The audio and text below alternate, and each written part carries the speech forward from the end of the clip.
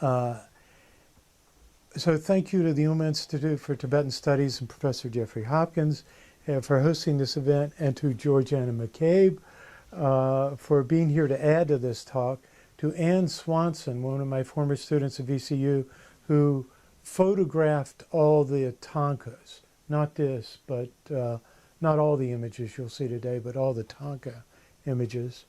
And to Bill McGee for technical assistance, and I would have had on here to Paul Hackett for technical assistance also, except when I prepared this, I didn't know Paul was going to be here. And to all of you for making the effort to be here, because it's I know it's not easy to it requires some effort to get out and do anything, increasingly it seems. So thank you all for making the effort to be here. So why have we gathered here today? Why are we talking about these images? And you see, I mean, all of you know, a year ago now, I think all of you know, a year ago now, I was diagnosed with pancreatic cancer. The diagnosis nobody wants to have, but there it is, bam. In July of 2012.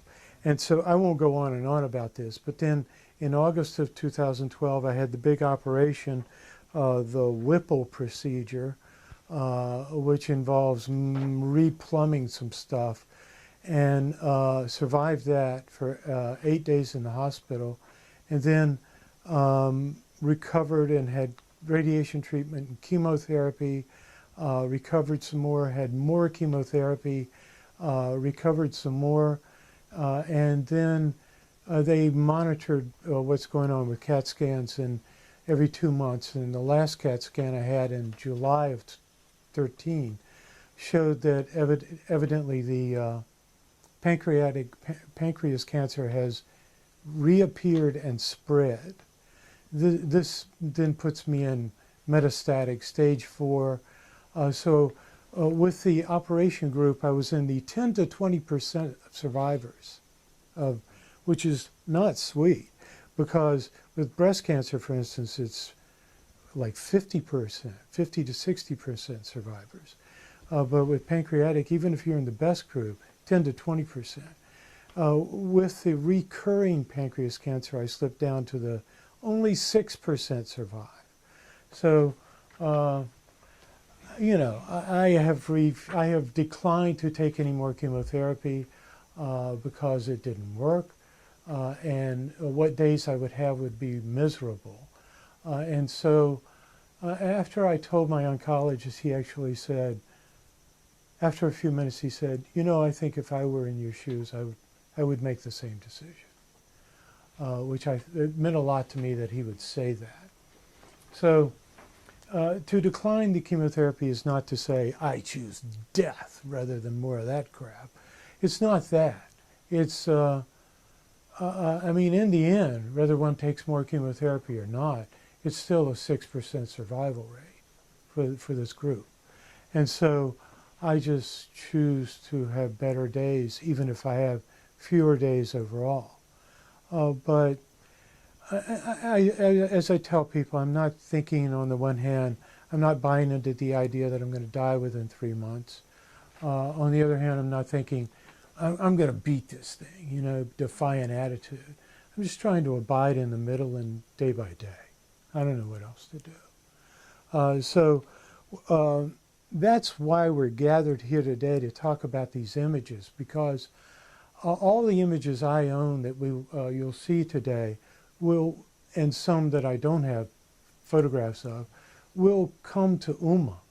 I want these images to end up where people have a sense of what they are, where there are people who have a sense of what they are, rather than ending up in some thrift shop in Richmond, going to some hipster with a bong, you know, and they say, oh, we call him Larry, you know.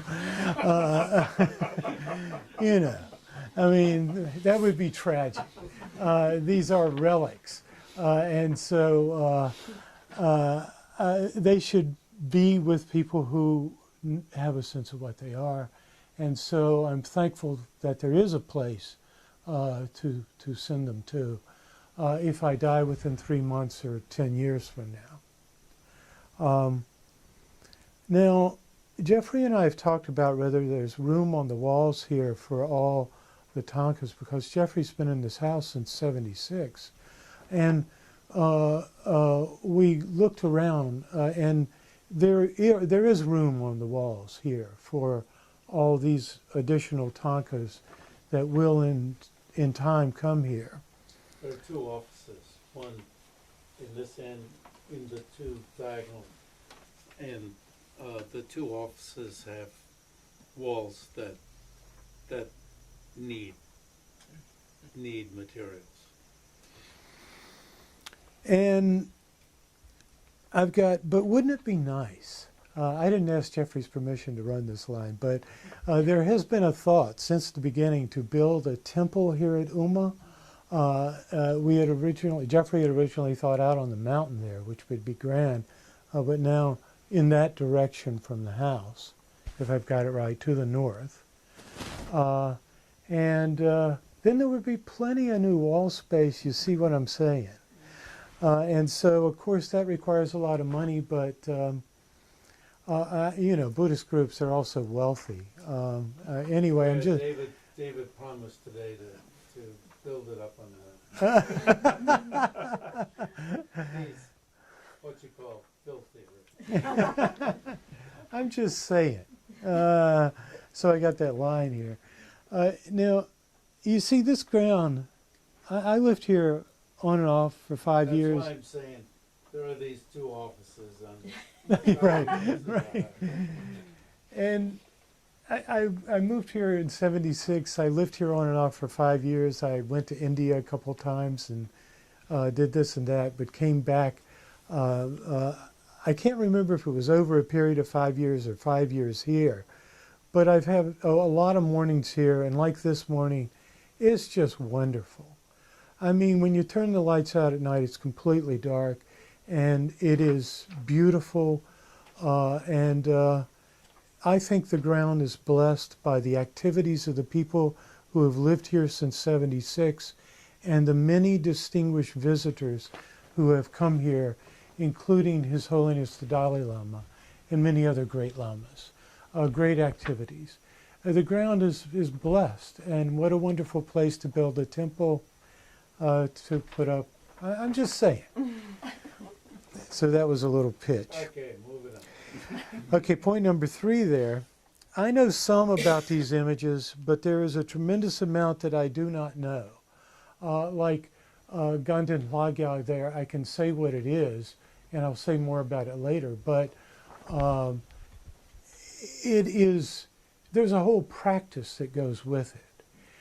If somebody does the practice, they have a lot to say.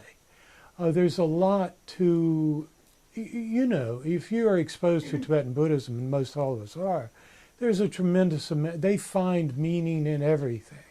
So I was noticing this morning, you see, all of these deities have a green halo behind their heads, except Nagarjuna over there, who has an orange halo behind his head. And I'll bet somebody can give a commentary on that.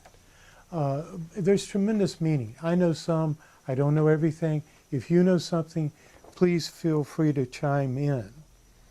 Add to it, like a discussion, not just me lecturing. Also, I know a fun game we can play called, let's say, the mantra. Because we all like fun games, right? Let's say the mantra when we look at the deity. Now, as we look at each of the photographs of these 21 Thangkas, notice the many ways they do the clouds and mountains. Because I called it Clouds and Mountains, 21 Tibetan Thangkas, I'll just say, notice the different ways they do the clouds and mountains. They all have clouds and mountains. Could we go to image 1, please? The theme of this talk is dependent arising, which I understand has 3 meanings. I want especially to focus on cause and effect because, you know, impermanent phenomena, these things, all we see, hear, smell, taste, and touch are products produced from causes and conditions. And we are here because it seems this product of my mother and father may be wearing out a bit. And perhaps the timing of this talk is related to that. Now, when I don't quite know how to say this, but the first Thangka I acquired was either this one, the Buddha, which is behind the screen, this one, the Ganden Lhagya of Je Rinpoche Tsongkhapa, or another Ganden Lhagya, which I have a photograph of, and I have it in my house. And these were the first Thangkas I acquired in 1979 on the occasion of doing my research work at Drebung Monastery, where I was staying at Losaling College of Drebung Monastery. At that time, Khensur Yeshi Thupten, who came here and visited in due course, was already former abbot of, no, I think he was still abbot at the time we visited. And in the monastery, everybody has a job, not just to study all the time like a prince, but to do some work. And his job was to do the sewing. He said he knew how to sew the monk's outfit of the gegyu, which had those big shoulders, like women's outfits in the 1980s, with big shoulders. And the gegyu, the discipline commander, so he looked really fierce and made all the little monks obey and go sit and do what they were supposed to do. But he framed that Thangka. He was teaching a younger monk how to do the framing. He framed this Thangka, and he framed the one I have at my home, of the Ganden Lhagya, the 100 deities of Tushita. And so, I don't know. I was 29 years old. I wasn't stupid exactly, but I guess I thought you just go into a shop and buy these things. But I went and met with the Thangka painter, who will be coming up here in a moment, to make the arrangements. I met with, I had to order the brocade, order the silk, arrange for the sewing and so forth. And then they had to bring in a carpenter to do the stick work. And then I had to work with a metal crafter to make a tube to carry the 3 Thangkas back to America. So every bit of it had to be pieced together. And it helped me to understand something about dependent arising.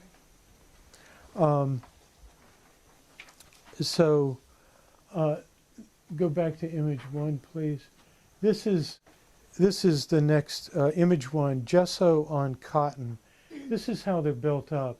So they use cotton and then put gesso on it, which smooths out the canvas. Gesso is traditionally a combination of chalk, white pigment, and a binder. The binder holds the paint better. And then this has the etchings done with a carbon pencil. It's not like an ordinary pencil, it's an artist carbon pencil, and where they begin to sketch out the figures. You can see the main figure and the many surrounding figures. And basically each figure is an oval of different sizes. Go to image 2, please. Then the Thangkas are all what is called gouache on cotton. It's a cotton basis with a gesso, and then they put this opaque watercolor, which is called gouache. Now this is the Thangka painter who did that image, and the 100 deities of Tushita at my home. And here, this picture was taken, I took this picture in 1979 in Mungod in South India. As I remember, his name is Tsering. And he's very skillful and was getting an instruction from that Lama from Tibet. He was named Bema Gelsen, I think, a distinguished old Lama, who would tell him no, you have to do this deity this way. Now, this is a repair job.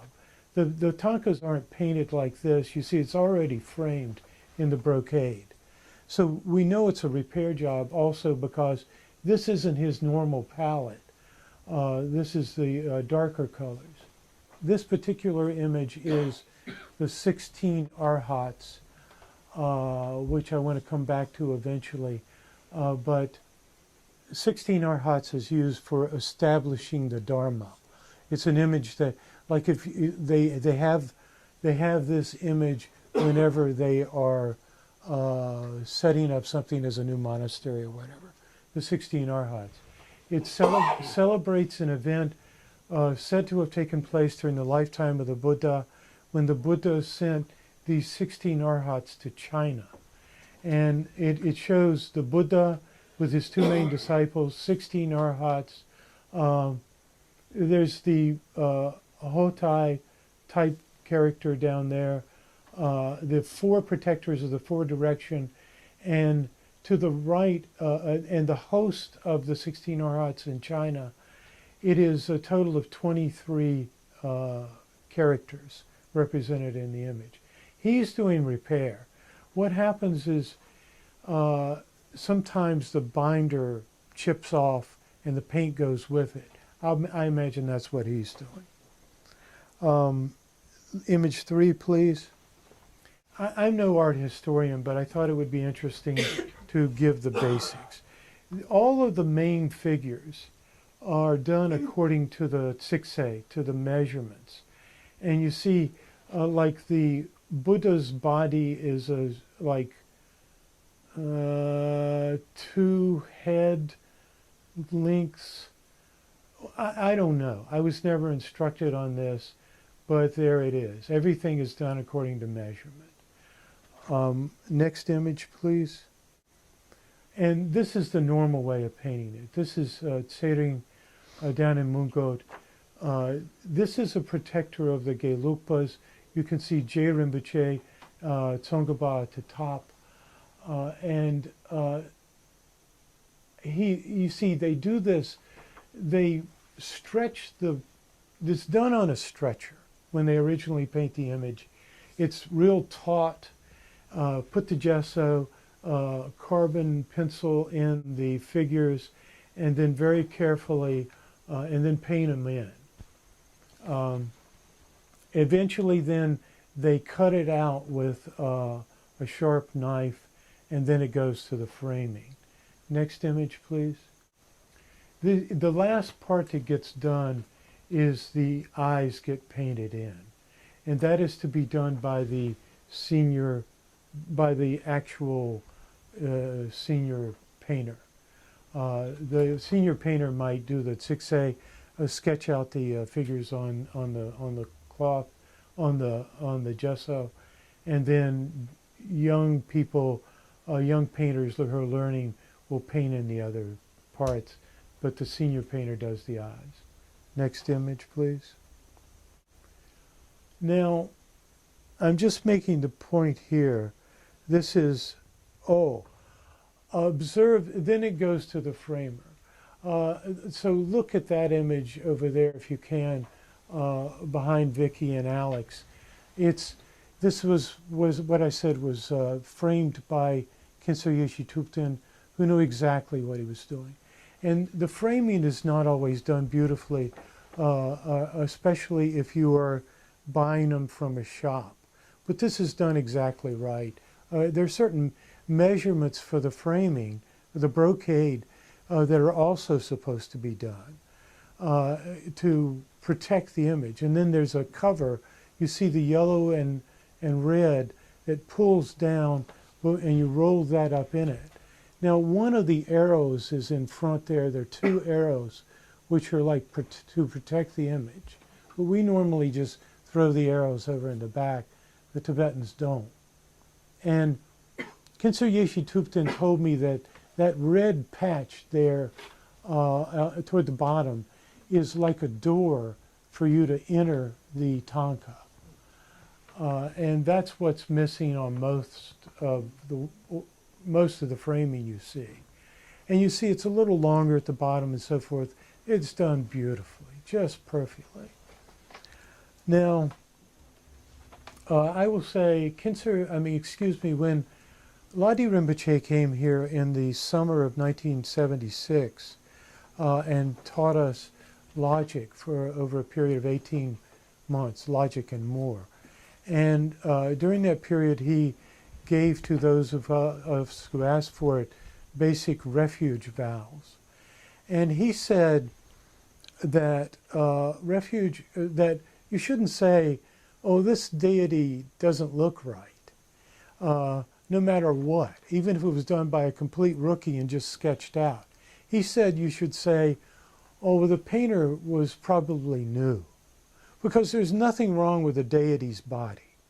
I mean, it may have not been represented well, and that would have been the fault of the painter, not the fault of the deity. He said that on that day as part of taking the refuge vows.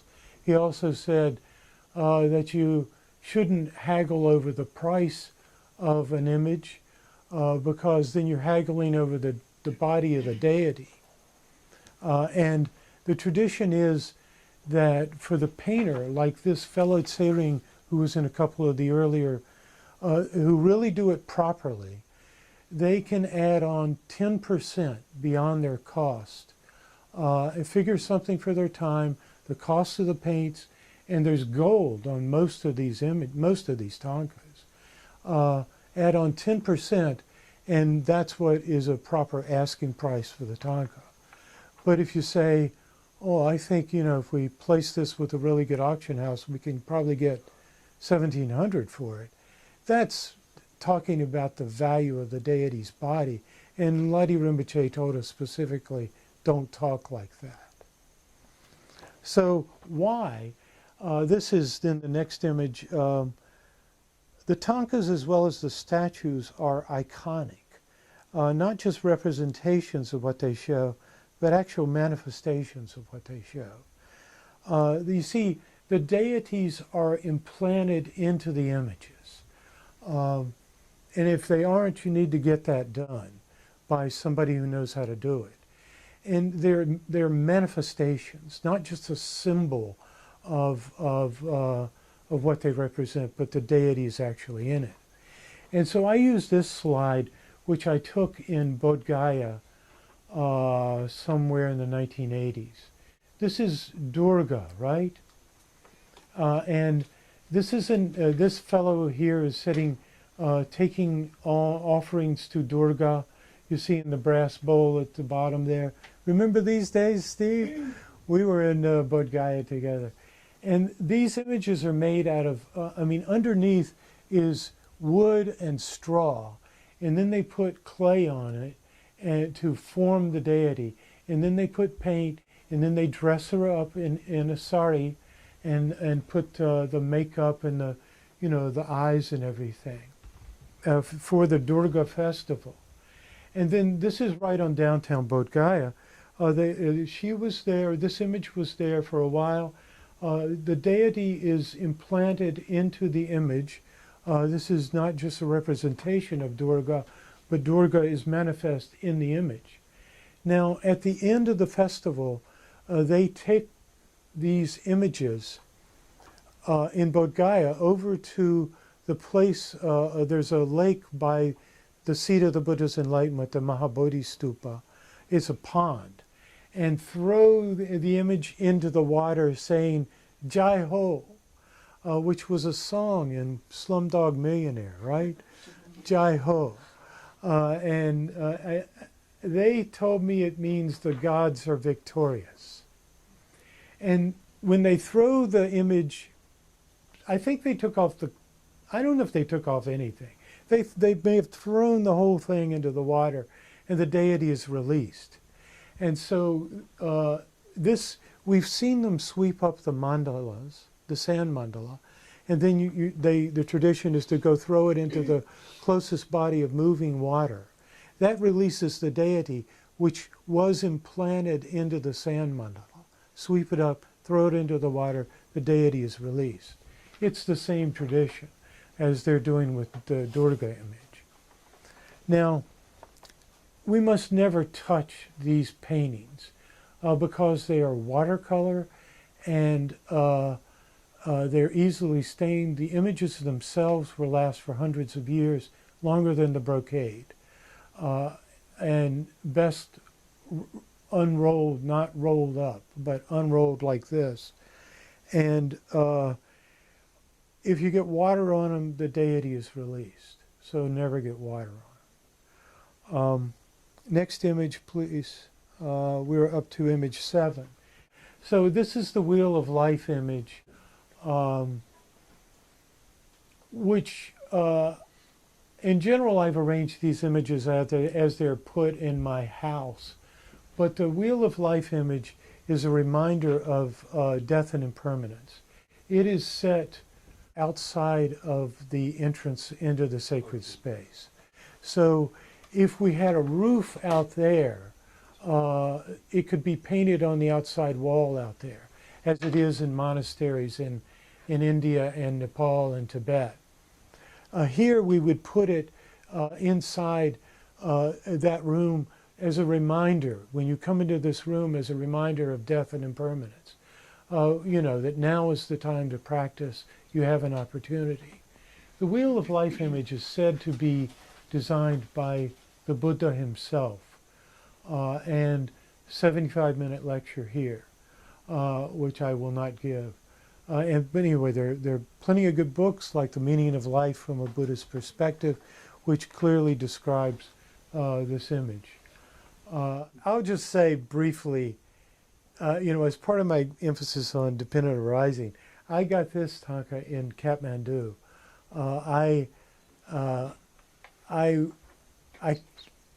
One of the things that attracted me to Tibetan Buddhism was a day in 1973 when Professor William Wheaton had the Buddhism seminar over to his class.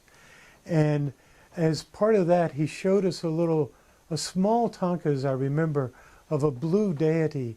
It could have been Vajrapani, it could have been Mahakala, I don't know. But it was eye-opening, like splitting the skull open. Like, I mean, and then, I mean, it was the faith of clear delight, if that's the right translation. I was so amazed by it. And so I've always felt great inspiration from seeing these. So I tried to acquire many Thangkas wherever I went. This I found in Kathmandu, and at that time I saw many copies of exactly this. The measurements were exactly the same, but this was the only one that was painted with normal colors.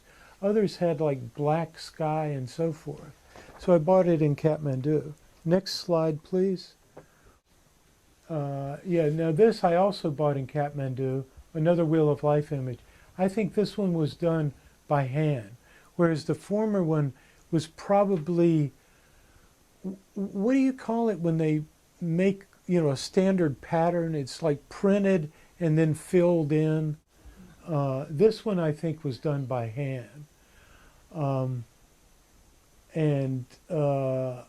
Also I got this in Bodhanath. So next image, please.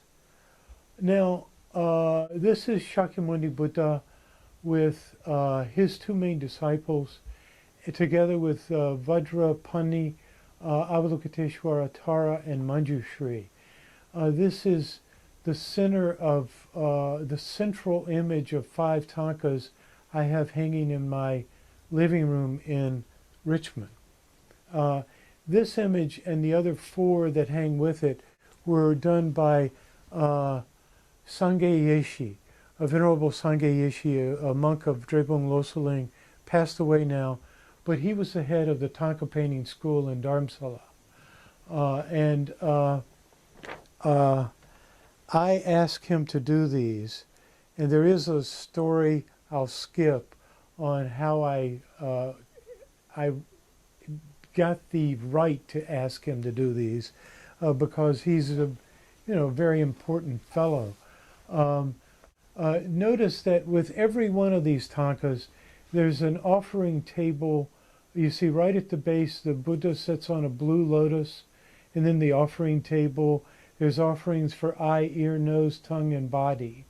And then they added some more down here below Vajrapani. And then fabulous clouds and mountains. These are geysers. You see, that's what that steam coming up out of. Okay, next slide, please. A close-up on the offering tables. This is a detail of the image of Avalokiteshvara, the physical manifestation of the compassion of all the Buddhas. And I chose this one because it shows very clearly offerings for eye. You see that bottom pile of offerings, there's a mirror on top, offering for the eye.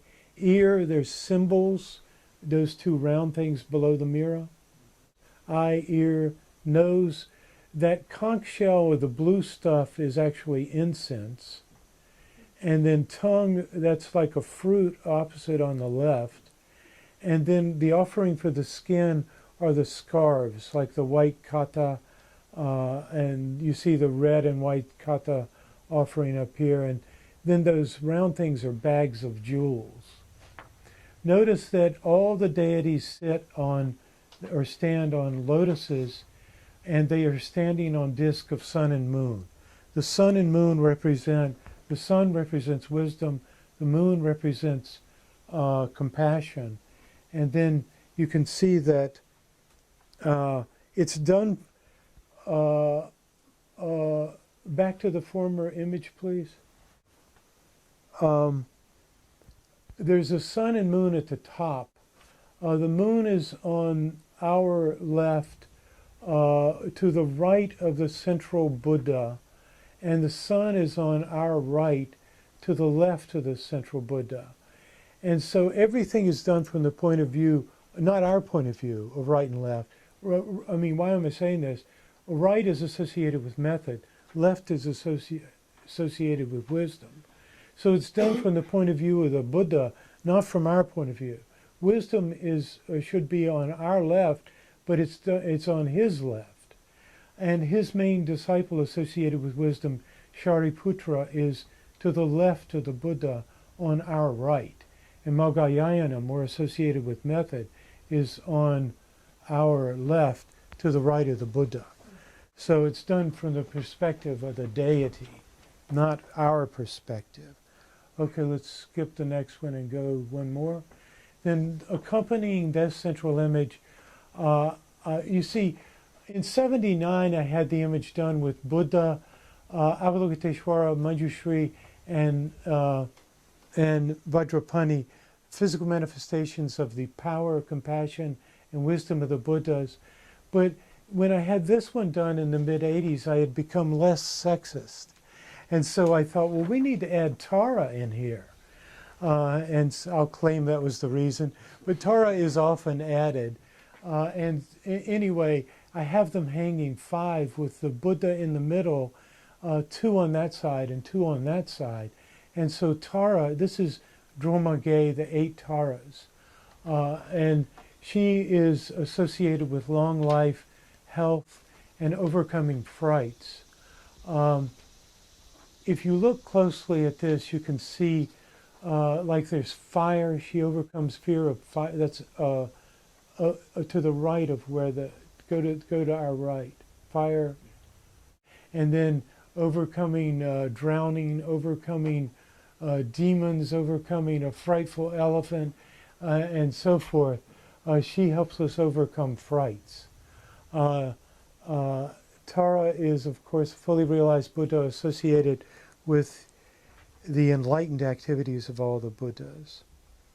Now, so let's go to image 13, this one.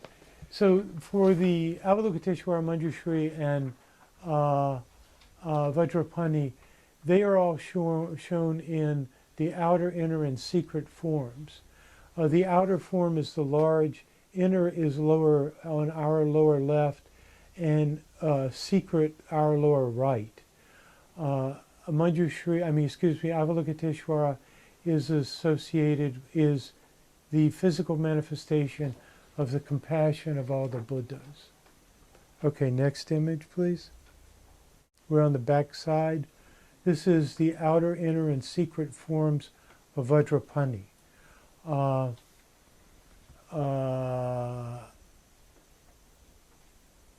yeah, that's enough to say. And the next image, please. Outer, inner, and secret forms of Manjushri. Vajrapani is the physical manifestation of the power of all the Buddhas. Manjushri is the physical manifestation of the wisdom of all the Buddhas. Outer, inner, and secret forms. The inner and secret here are both shown Yabyum in union. Next image, please. Now, this is we're up to image 15, Life of the Buddha, Thangka 8. This is the first from the collection of Georgiana McCabe. And I don't know a lot about this image, but the image and the next one, and go back to this one, are, they're both from the same set. Geshe Gelek, Sarah Che Lama, who teaches down in North Carolina now, saw them and said they were from a collection of either 18 or 54 Thangkas that tell the life story of the Buddha. And so we want to ask Georgiana about how these Thangkas, this is Georgiana McCabe. I'm full of gratitude to having been invited here by Dan to tell you just the tiniest piece of the history of Americans and the Tibetan cause and Tibetan Buddhism. And my piece of the story really is not mine. I'm giving it to you secondhand and a little bit firsthand. But 52 years ago, in 1961, a young American from Princeton University, David McCabe, was tapped by the dean, Lippincott was his name, to do some undercover work in India that summer as a CIA operative. Huh. He happened to be, David, in love with the stepdaughter of this dean. Her name was Nina Lapsley, and she was going to Darjeeling for a junior year abroad with her roommate Hope Cook from Sarah Lawrence. So David was given two missions. One was to escort Nina to the boarding school, and the other was three actually. The other was his cover was that he was a journalist, which in fact he was. He'd been trained as a journalist. And then the third one was to keep his eyes open and notice everything that was happening that might have to do with the Indian military. So we're 1961. He had grown up, of course, with, as I did, the map of the world had a blank for where China was. It was so off limits to even talk about it that we never, in our geography, were taught anything. So off he went and duly delivered Nina after a beautiful time in Kashmir on the lake. And Hope went off to Sikkim because she was secretly seeing and then engaged to Thomden Namgyal, the prince of Sikkim, who was to succeed his father shortly. Well, so he went to Sikkim. But first he went to a place that he couldn't pronounce, Dharamsala, because there was this person there that he'd heard about that he should interview for a story. And this person was or the Dalai Lama. What was that or who was that? He had no clue, nor did most of us Americans in those days. He met the Dalai Lama, and I can only say that there was a moment, as Daniel so beautifully showed us about his moment of awakening. There was for David this total understanding that he was in the presence of something extraordinary that he had never experienced. And I'm actually having gooseflesh imagining him. He was a very bright, very sensitive young man, totally secular, Anyway, he spoke with and interviewed the Dalai Lama about his journey. He had only been out of Tibet for 2 years then. And David was completely just engaged by that story. So he exchanged a lovely prayer scarf with His Holiness, and then went on his way, wrote a story about it, which is, I think, lost. I'm not sure whether it was published or not. And he went on up to Sikkim. And when he was in Sikkim, he discovered there were many refugees from Tibet. And it was there that he bought a total of 7 Thangkas. I don't think they all came from the same refugees. I think that he met different ones. And he spent some time there with the young prince, heir to the throne, I guess it was. And they decided that he should come back in the fall of 1962 after he graduated from Princeton and teach English to some young Sikkimese children. So David came back to the United States. On his way back, he went back to Dharamsala and showed His Holiness the Thangkas and said to him, when you go back to Tibet, when you go back, not if, I love that in him, I will make sure these come back to you. Well, they're not, of course, Thangkas of the Dalai Lama's sect, but nonetheless, the gesture was the right thing. So David came home, he graduated from Princeton, and I met him shortly thereafter, 62, and he was getting ready to go back to teach in Sikkim when, of course, there was, he had a telegram from the Sikkimese prince who said, don't come, I can't get a visa for you through India. The Indians had been trailing him all the way through India, by the way, because his father was not happy that his son was going off on this, to this place called India. You've got to remember, it's 1961. Anyway, he was being trailed all the time by the Indian Secret Service, and he took photographs of them doing this. It was quite fun, a game of cat and mouse. Anyway, he never went back because the Chinese invaded through Assam that fall in October, and there was a moment of great tension. And he was persona non grata anyway by then. So here he was with these 7 Thangkas. He went to work the next summer for the Tolstoy Foundation, which was then very engaged with settling refugees from communism. And the idea was that we might be able to settle Tibetan refugees in America, actually in Alaska. So he spent the summer of 1963 in Alaska talking to government people and looking to see if there was any possibility. And what happened in 1963? There was the huge earthquake, which destroyed Fairbanks, pretty much. Certainly destroyed any possibility of Tibetans coming to the United States at that time. By then, he'd become we had both become friends with Ilya Tolstoy, who was probably the grandson of the writer. And Ilya played a great role in David's continuing interest in Tibet. In 1966, he had finished law school, we got married, and we went directly off to London to the India Office Library inside the Foreign Office, right? We had a pass. I can remember parking the car in the courtyard and going in, and we worked in a room half the size of this, which the walls were solid dispatches from the 19th century from Tibet, from the political officers who had served the British government as the liaison to Tibet. And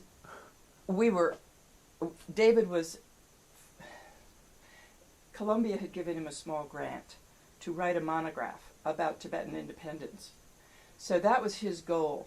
And so he was reading about political history about Tibet, and I was reading the most wonderful social history about the young Tibetans who were first sent to Eton and Harrow, and what they had to take with them, and how they all ended up at tops of their class, totally beyond the British.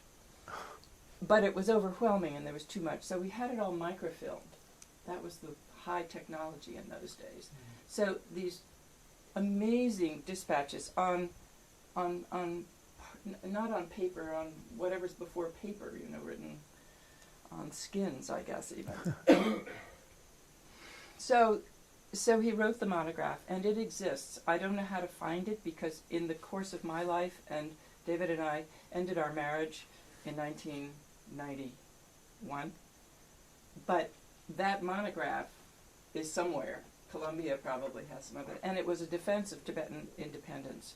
So there he is. We're back in New York. It's 1966. We're married. We have these Thangkas, and David we always hung as many of them as we had room for, knew absolutely nothing about them, but understood that there was something there that energetically was terribly precious.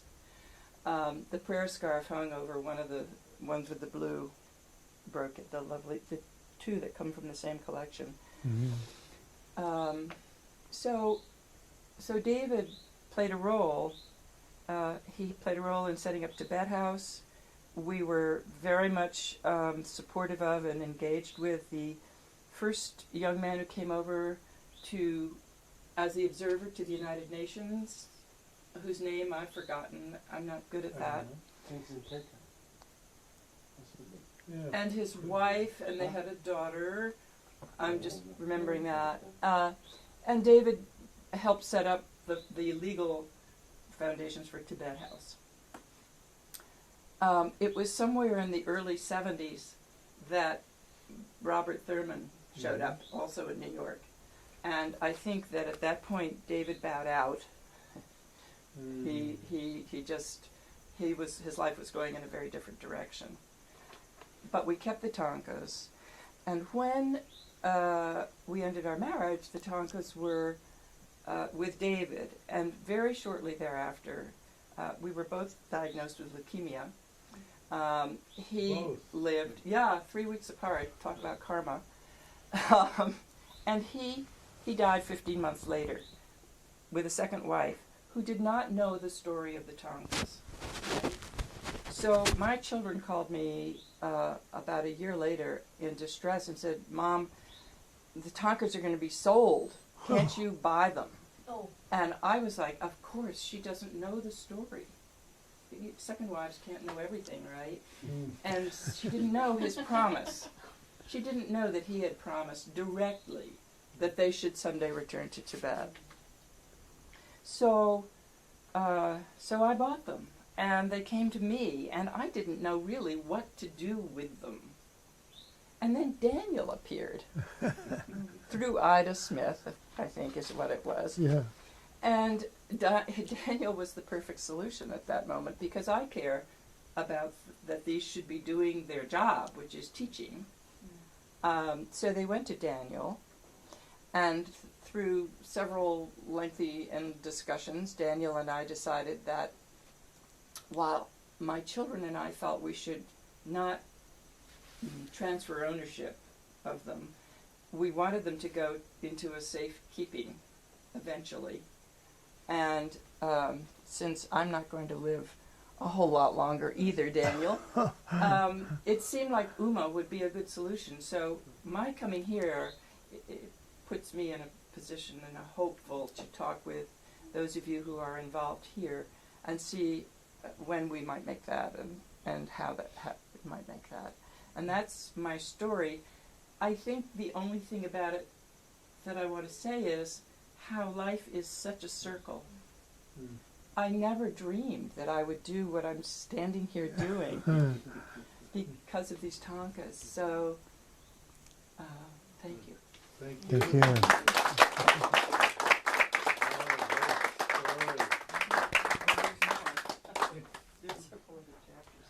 Okay.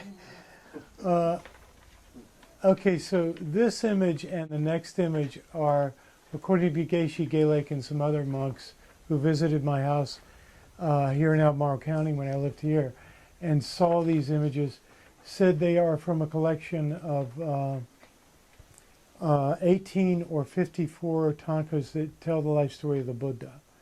Can we zoom in on you see there's some places where these are rich images. Still can't read the Tibetan. But, well, the Tibetan is written in gold. And I think that the Buddha, is there in the center, right? But also is this fellow in blue who appears in many scenes. And it's then you tell the life story of the Buddha.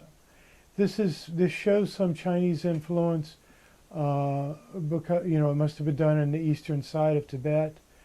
Can anybody read that Tibetan? Bigger? Oh, that's big.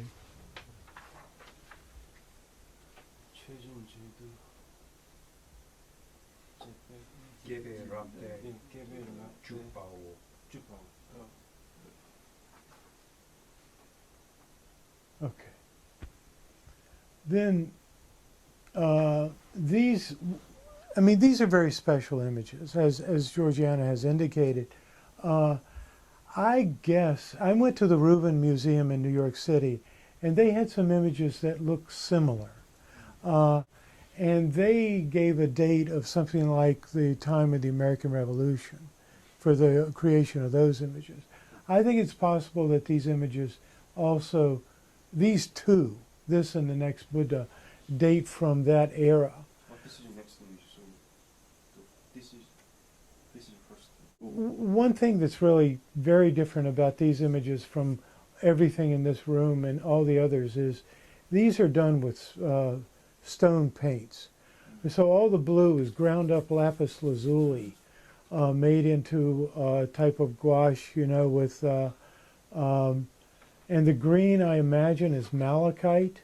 The gold is certainly gold, but they still use gold. But these are stone pigments, not acrylic or modern paints. And that's one thing that's really distinct about these particular images. Show the next image, please.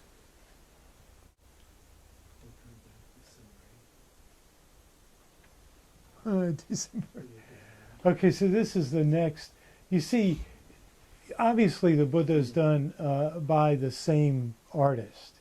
And notice that here, this is the mudra of teaching.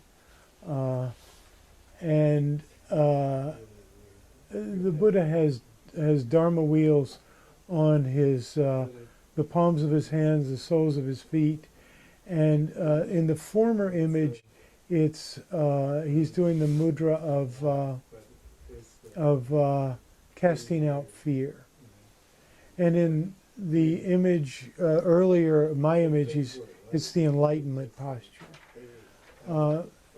Okay, let's go on. Next image, and then the next one. Okay, so then there's a run of three. This is the image 17, the outer form of Guru Rinpoche Padmasambhava. Padmasambhava is credited with bringing Buddhism to Tibet and taming the land. I'll just point out a couple things. You see, he sits on a lotus that rises up out of a lake. That lake, he is Padmasambhava, born on a lotus, from a lotus. The lotus rose up out of a lake that is in northern India, not that far from Dharamsala, and Guru Rinpoche was on that lotus. He holds a staff with three heads on it. That staff indicates that he is a fully realized Buddha, and the three heads represent the three bodies of a Buddha. Next image, please. That's the outer form of Guru Rinpoche. This is the inner form of Guru Rinpoche, Guru Takpo. This is, a fierce form. I say, in order to tame the demons of Tibet, he had to appear in a fierce form. He holds a scorpion in his left hand. This particular deity is associated with overcoming sickness And this is the one I have that is a Naktang.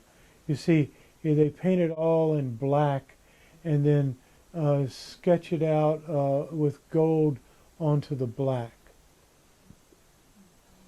Fierce, right? And then the next image, please.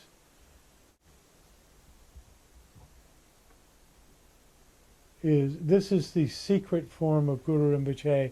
This is Senamukha,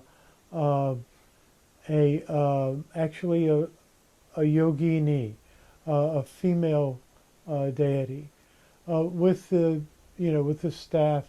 I don't know what else, if anything, shows that this is Guru Rinpoche. That's what I was told. And these clouds are particularly zany. Look at that. I mean, I don't know. And so Sena is lion, Mukha is head or face, so the lion-faced one. Would you enlarge it, Jumbo? Yes.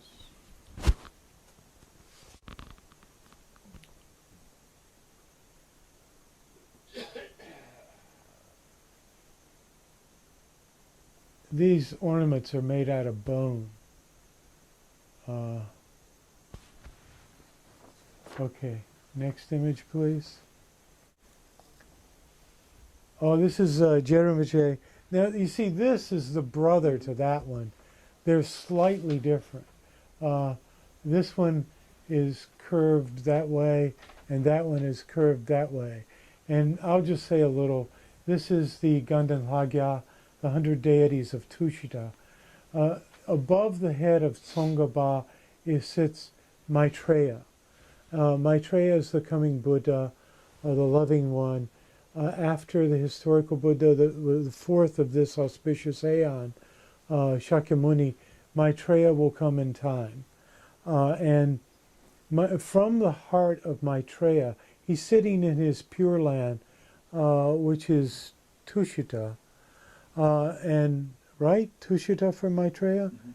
And from his heart comes this cloud, and step back out a little bit. And in this cloud is Jetsongkhapa, the founder of the Gelugpa order of Tibetan Buddhism, with his two main disciples, Kedrup and Gelsap. They're hanging in the clouds and go down to the bottom. And there are three Buddhist protectors protecting Je Rinpoche. This thing over here in the water on our left side is the world system. That's Mount Meru in the middle with Brahma sitting in that mansion. And over here on the right, there's a monastery, and down here is you, the practitioner of Gandalagya, making offerings to Je Rinpoche Tsongkhapa. Would you enlarge in on that? Yes. That's you, the practitioner of the Thangkas, of the one who's doing the practice. And then you can see Brahma over sitting in the mansion, in the first, in the formless. No, not formless, but in the first, in the form realm. Where? He's in that mansion at the top of the blue. That's Brahma. See, he's sitting in that house. I don't see him. But there In is. between the two columns. Oh, I see. Yeah. And then out here are the continents, the major, continents and subcontinents. So that's the world system. And you see, it's an offering of the world to Jetsongkhapa, and over here, would you move it that way a little bit? You see the practitioner, a little bit more. The practitioner is holding a mandala, which represents the world system, which he is offering to Jerimache. So next image, please. This is Vajrayogini. She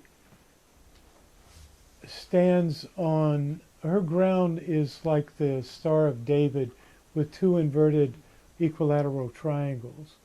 And she's a wrathful deity adorned with a rosary, a necklace of skulls. And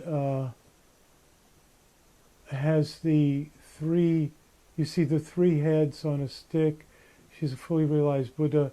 She drinks ambrosia from a skull bowl.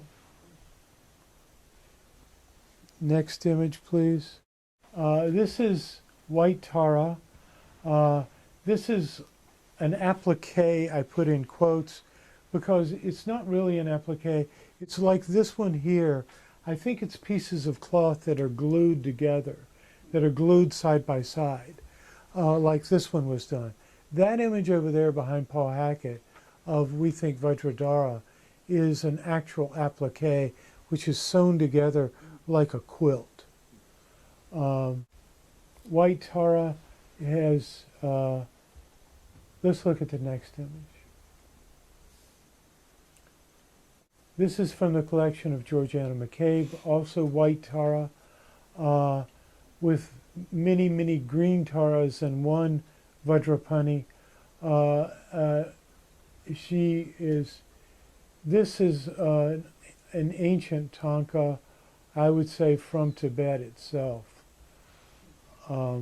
Let's look at white Tara again just a moment. See, she has 7 eyes, 3 on her head, 1 in each of the palms of her hand, and 1 on each of the soles of her feet. Next image, please.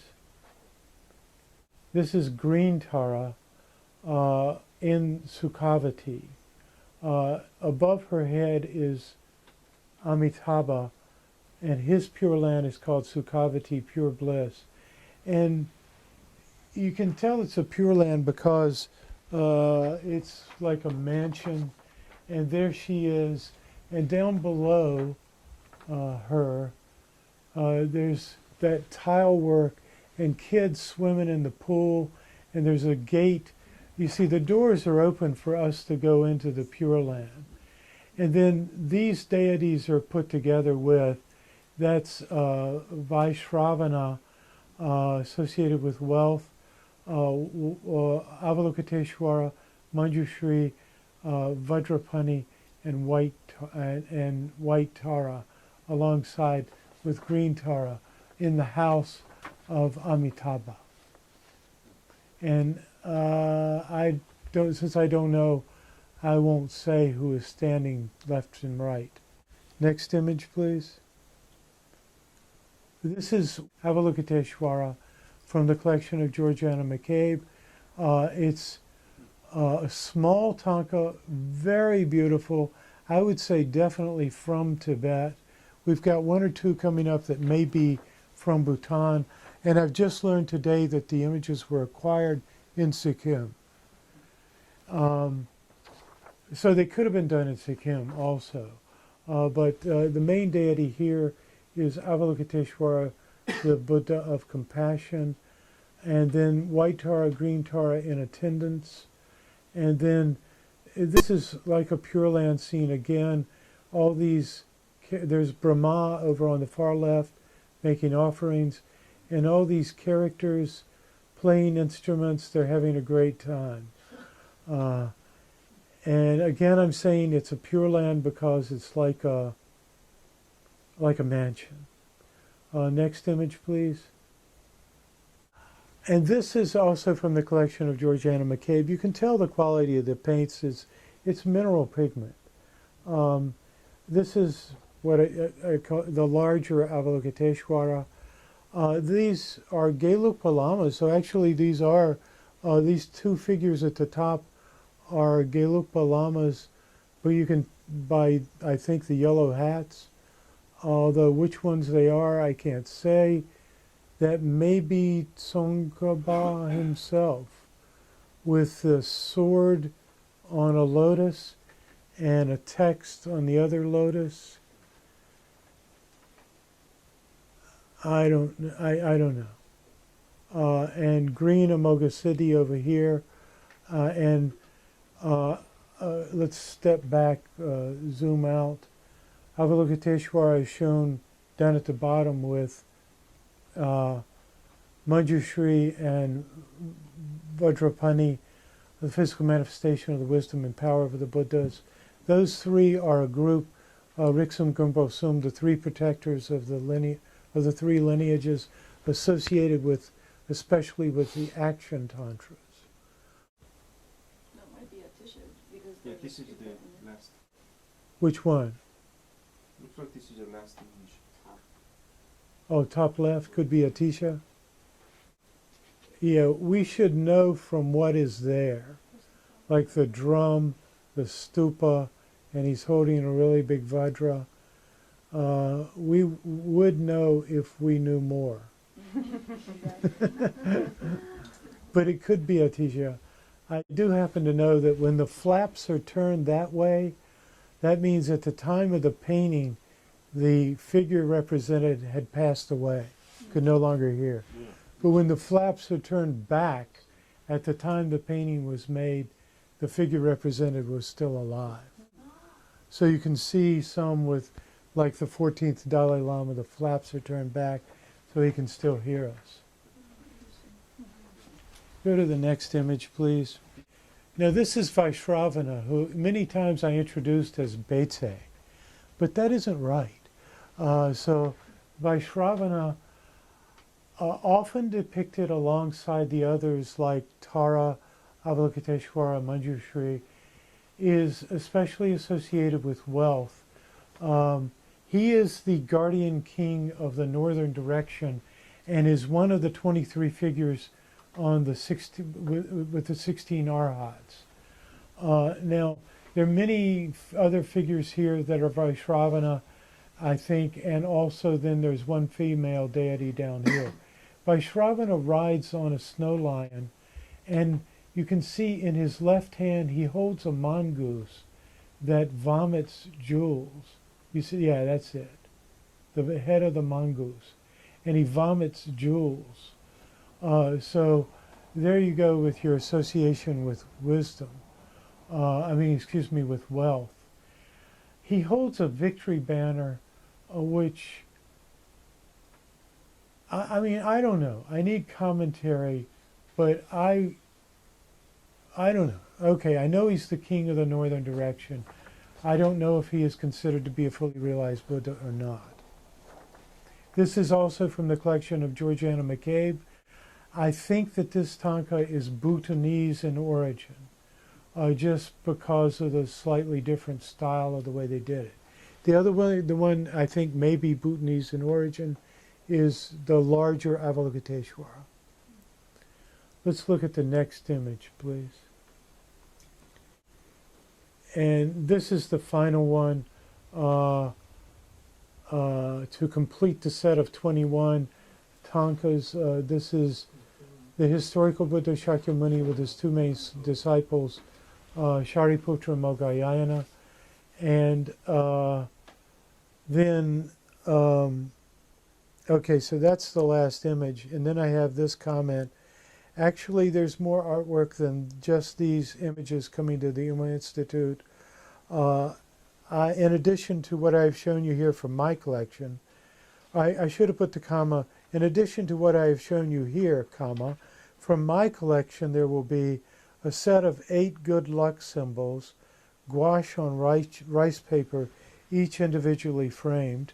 The 8 good luck symbols are symbolic gifts given to the Buddha at the time of his final realization. A set of 22 small paintings which together comprise, they are the 16 arhat set. 22 small paintings, you put the Buddha in the middle and you have the 23. And then a small Thangka of Vajrapani, I don't have pictures of all of these things. A small painting explaining the process of developing calm abiding, which Steve Weinberger gave me in India. And several statues, including Shakyamuni Buddha, Tara, Manjushri, and Guru Rinpoche. Okay. So now, thank you, and thank you for coming.